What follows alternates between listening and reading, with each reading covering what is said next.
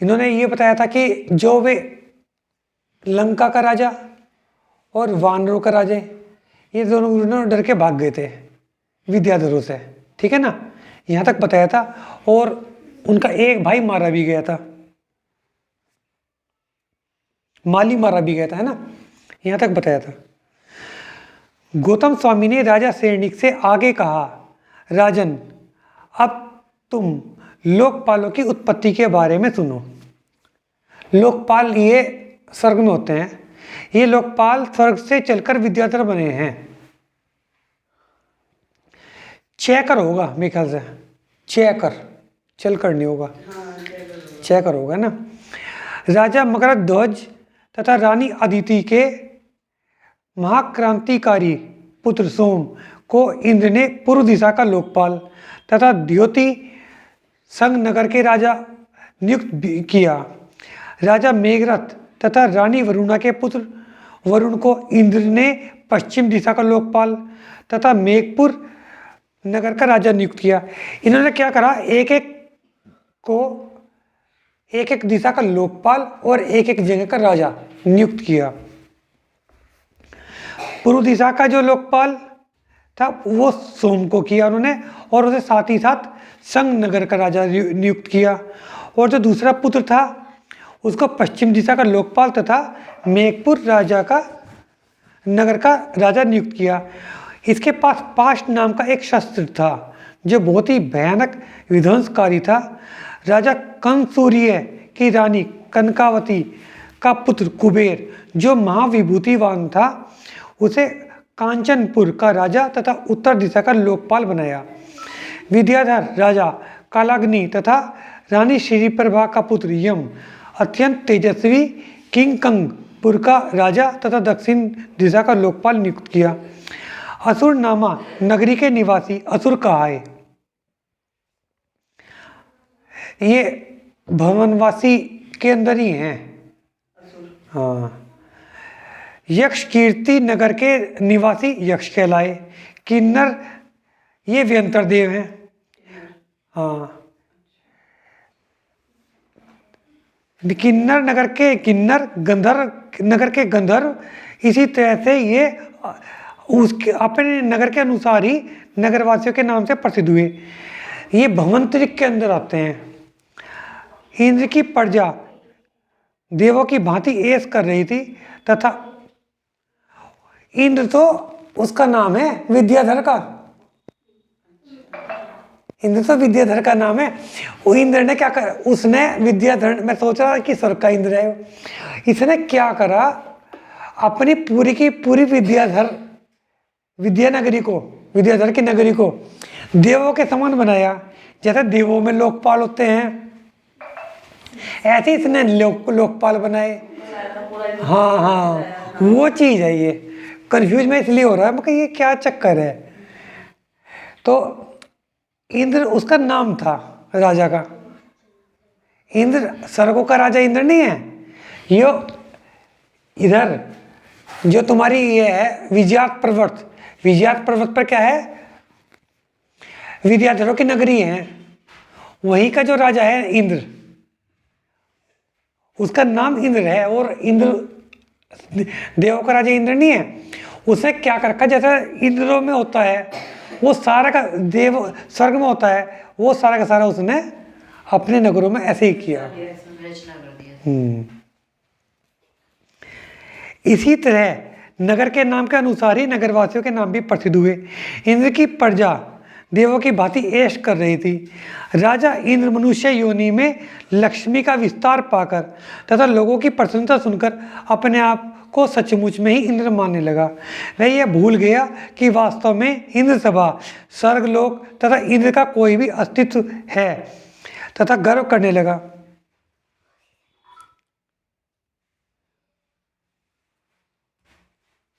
वह यह भूल गया कि स्वर्ग, इंद्र सभा, स्वर्गलोक तथा इंद्र का भी कोई अस्तित्व है, मतलब कोई अलग अस्तित्व है उसका, वो वैसा नहीं हो सकता।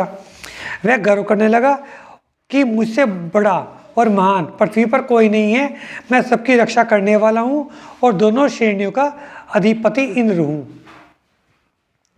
कौतुक मंगल नगर में के राजा व्योम बिंदु तथा रानी मंदवती की दो पुत्रियां कौशिकी तथा केसकी थीं। कौशिकी की शादी राजा वैश्वस से हुई, जो यज्ञपुर के धनी विभ्रम का पुत्र था। वैश्वस के अति शुभ लक्षणों के धारक, कमल के समान नेत्रवान वैश्ववर्ण नाम का पुत्र था। वैश्वस का पुत्र का नाम वैश्ववर्ण था। उससे इंद्र ने कहा, जिस तरह से अभी मेरे 4 लोकपाल हैं, तू मेरा 5वां लोकपाल माना जाएगा, तथा उसे लंका का अधिपति बना दिया।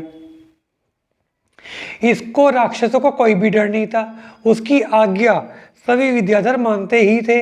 उधर पाताल लंका में सुमाली का महासूरवीर, दानी, जगत का प्यारा, उदारचित, जिसका जीवन परमार्थ के लिए बना था, रतन शर्वा नाम का पुत्र यौवन अवस्था को प्राप्त हुआ था। 3 भाई थे ना, उस 3 में से एक भाई जो था, कौन था? सुमाली। सुमाली का पुत्र है ये रतन शर्वा।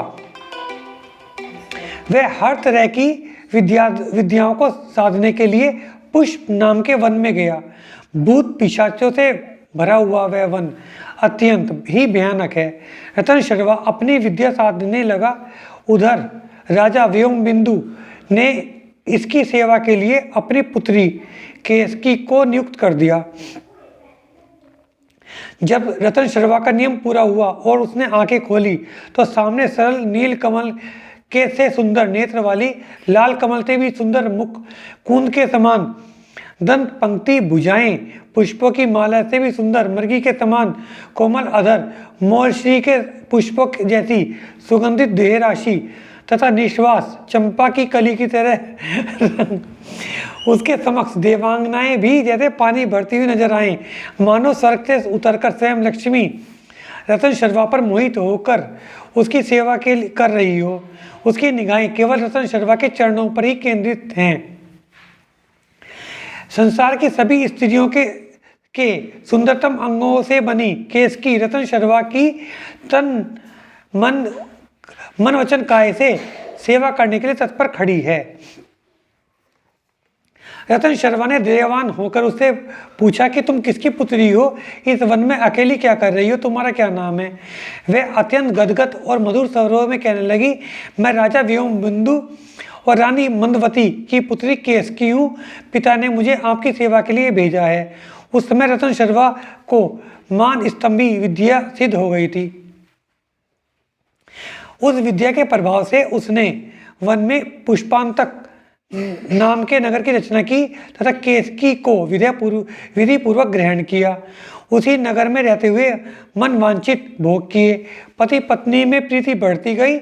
दोनों एक दूसरे का वियोग एक क्षण के लिए भी सहन नहीं कर पाते थे। दोनों ही अत्यंत रूपवान नव यौवन थे। धर्म के प्रभाव से उन्हें किसी भी वस्तु की कमी नहीं थी। केसकी पतिव्रता धर्म का पालन करती हुई उसके साथ छाया की तरह रहने लगी। देखो अब यहाँ से अब चालू हो जाएगा। मेरे ख्याल से रावण की माँ का नाम था ना केसकी, मेरे ख्याल से वही है। अच्छा, अब ये रावण, कुंभकर्ण और विभीषण का जन्म आज होएगा। हाँ, अब चालू हो जाएगी, यहाँ से चालू हो जाएगी पद्म पुराण। ठीक है ना? थोड़ा सा तो पढ़ लें। देखो अभी वही चालू कर दिया उन्होंने।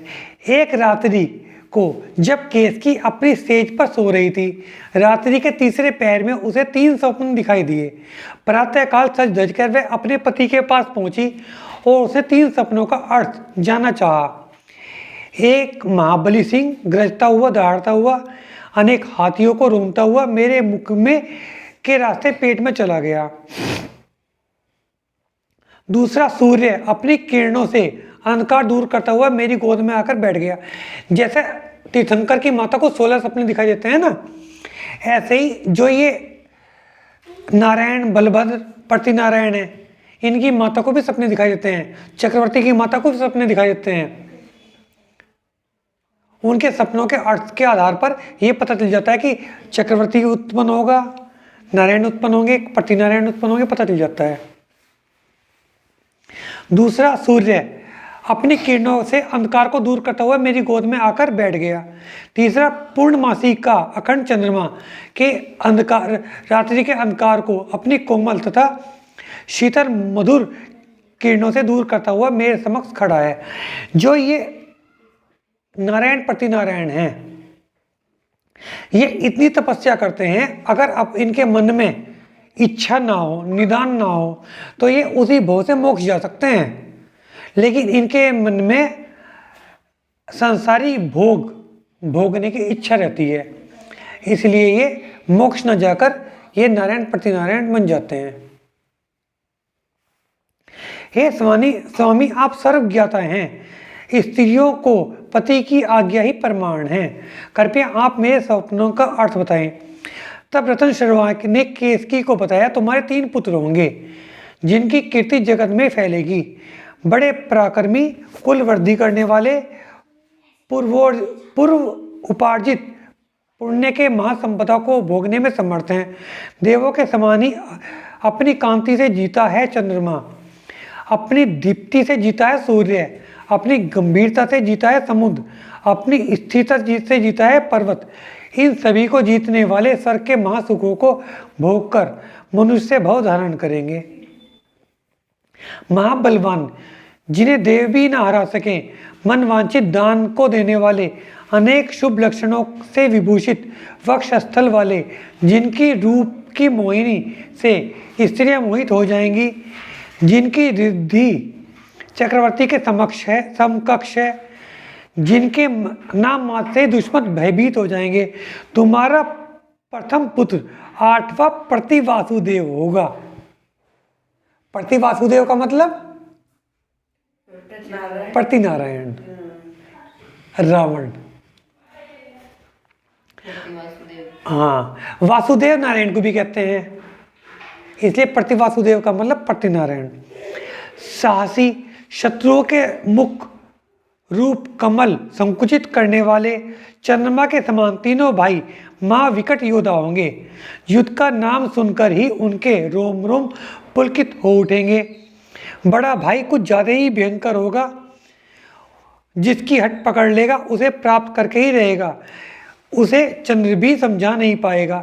यह सुनकर केसकी अत्यंत प्रसन्न हुई, पति से बोली, हे नाथ, हम दोनों जिस मार्ग रूप के स्वादी हैं, कोमल चित्त वाले हैं, फिर हमारे पुत्र क्यों क्रूर कर्म करने वाले होंगे?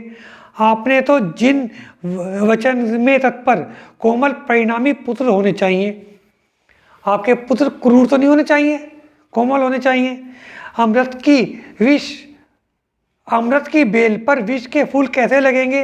रतन श्रवण ने बताया, हे वाराने, यह प्राणी अपने कर्म के अनुसार ही शरीर धारण करता है, अतः कर्म ही मूल कारण है, हम मूल कारण नहीं है। जब पुत्र उत्पन्न होगा वो हमारे कारण नहीं, अपने कर्मों के कारण उत्पन्न होगा।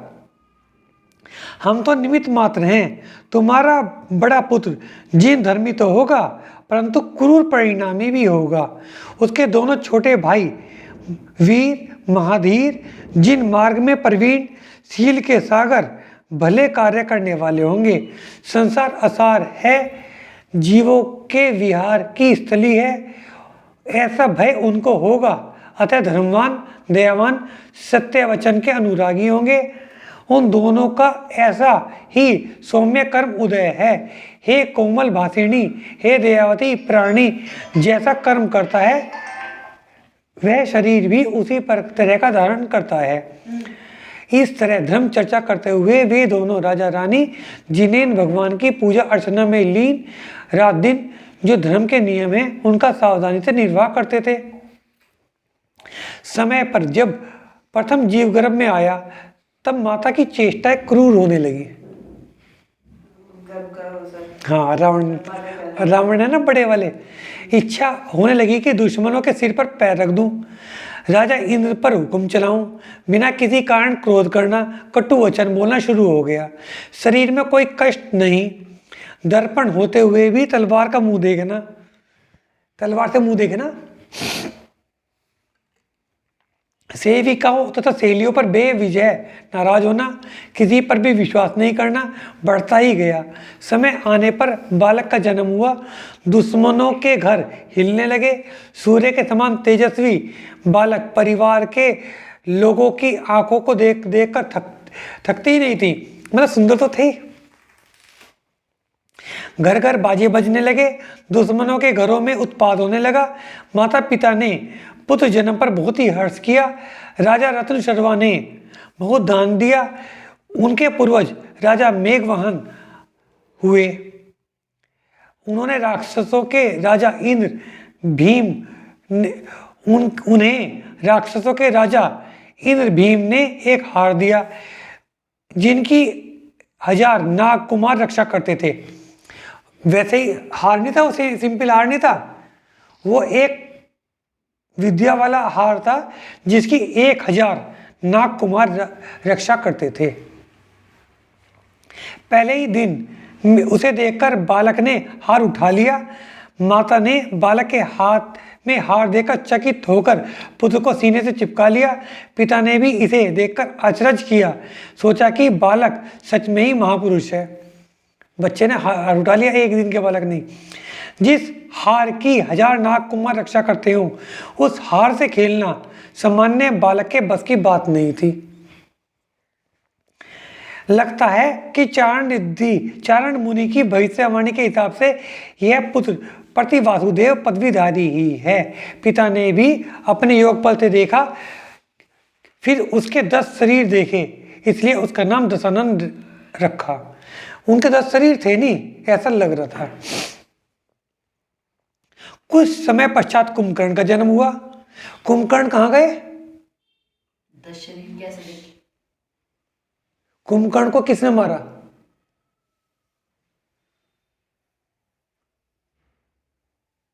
कुंभकर्ण मोक्ष गए। कुंभकर्ण को किसी ने नहीं मारा, वे चरम शरीर से मोक्ष गए। और कुंभुजुकरण ते वंदो भव सायर तरण, निर्वाण कांड में है ना। तो कुंभकर्ण मोक्ष गए। उसका तेज भी सूर्य के भांति ही है। फिर पूर्णमासी के चंद्रमा के समान शरीर वाली पुत्री चंदनखा हुई। चंदन, जिसको ये सुपर्णखा बोलते हैं। सुपर्णखा नहीं, उनका नाम चंदनखा था। वे 16 सर्ग गई।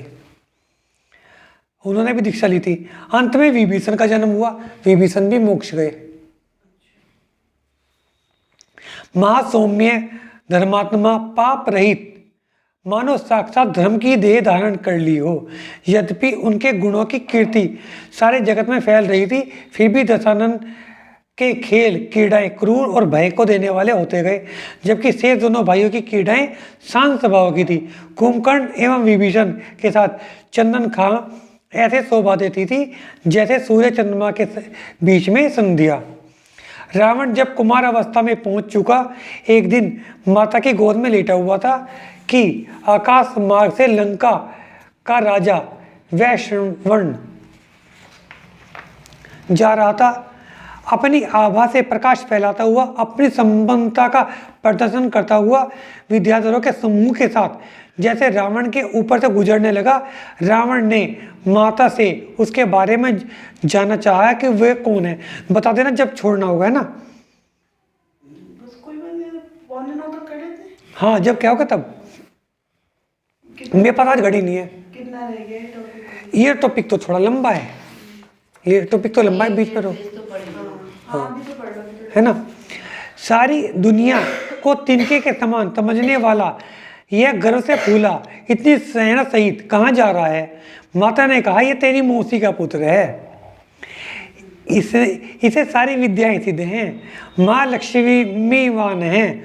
शत्रुओं के मन में भय पैदा करता हुआ सारे जगत में घूमता रहता है। माँ तेजवान है तथा राजा इंद्र का लोकपाल है। उस वाले इंद्र का नहीं, विद्याधर इंद्र का लोकपाल है। इंद्र ने तुम्हारे दादा के भाई को युद्ध में जीतकर तुम्हारे कुल की लंका को जीत लिया। इसे अब वहां का राजा बनाया हुआ है। इस लंका को पाने के लिए तुम्हारे पिता मनोरथ करते हैं और मुझे भी इसकी बहुत चिंता है। हे पुत्र, स्थान भ्रष्ट होने से तो मरना भला है। ऐसा दिन कब आएगा जब तुम अपने कुल की भूमि वापस ले पाओगे। तेरी लक्ष्मी, तेरी विभूति देखकर हम दोनों को हार्दिक प्रसन्नता होगी।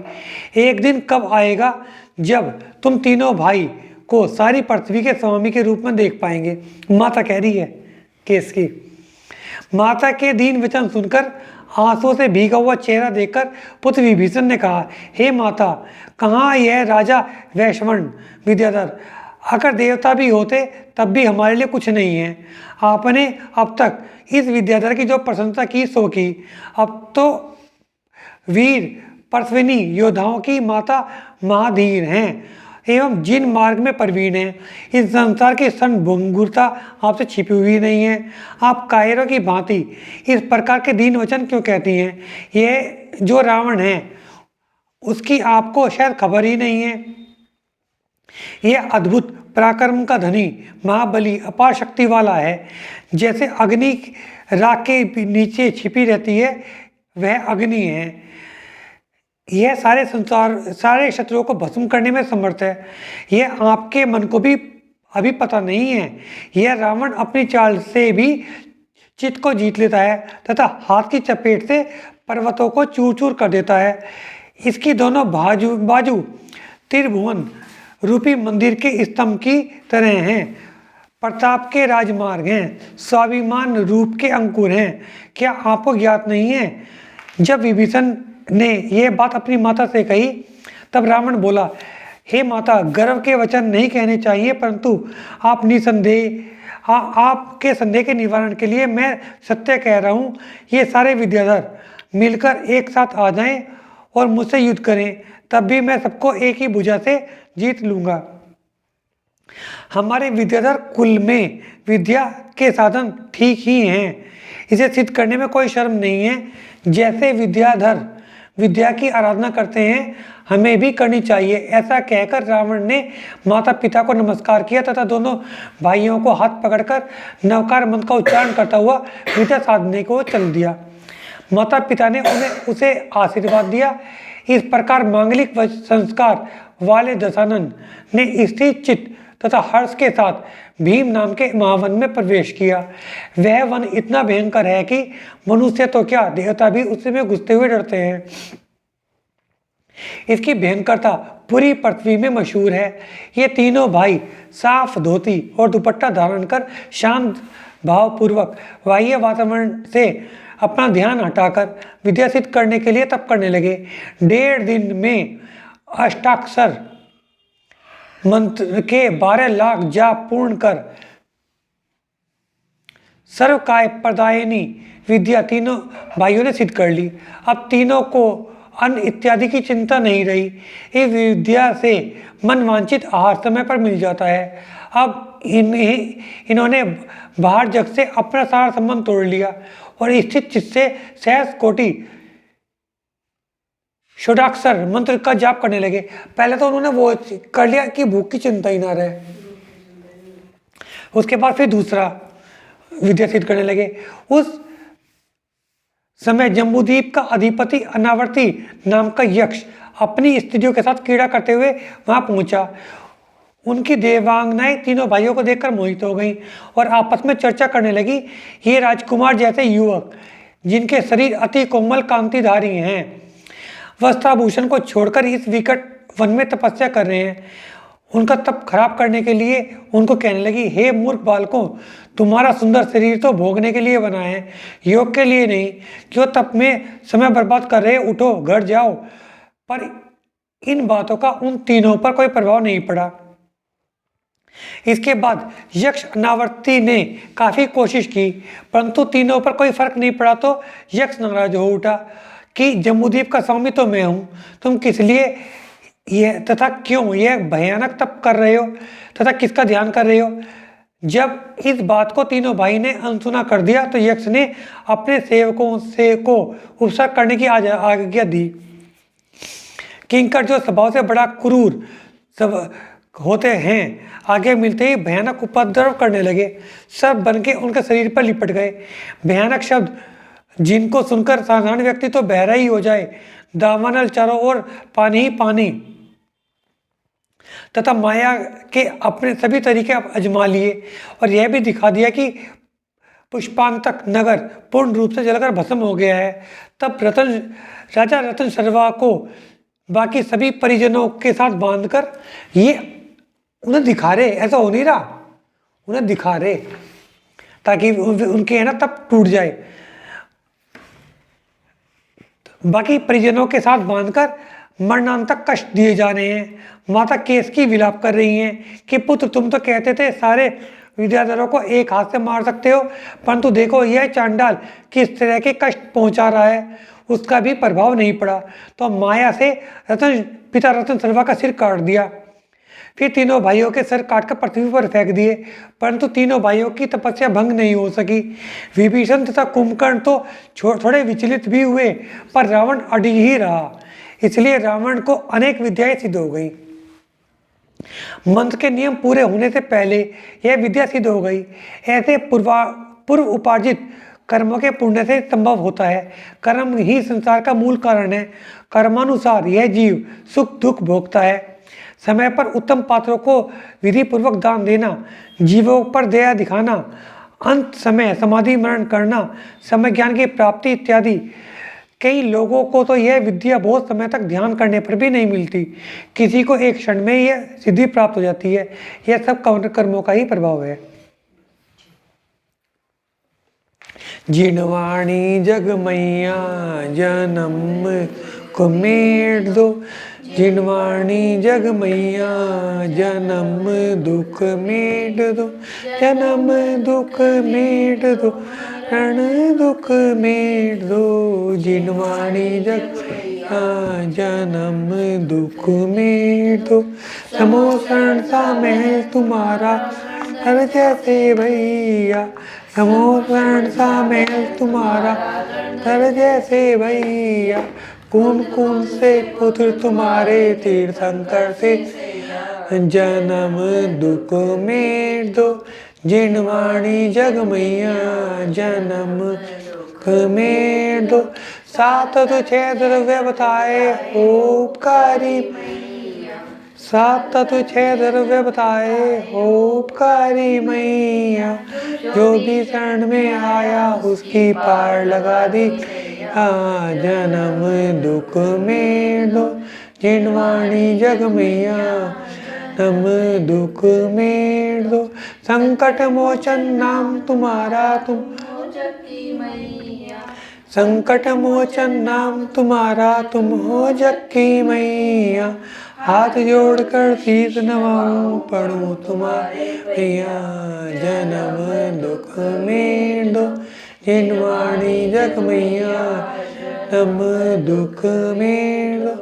या वाणी के ज्ञान से सूझे लोकालोक, सो वाणी मस्तक नमो सदा दे, हे जिनवाणी भारती तोय जपो दिन रात, जो तेरी शरणा गए सो पावे सुख चैन। जिनवाणी माता की जय।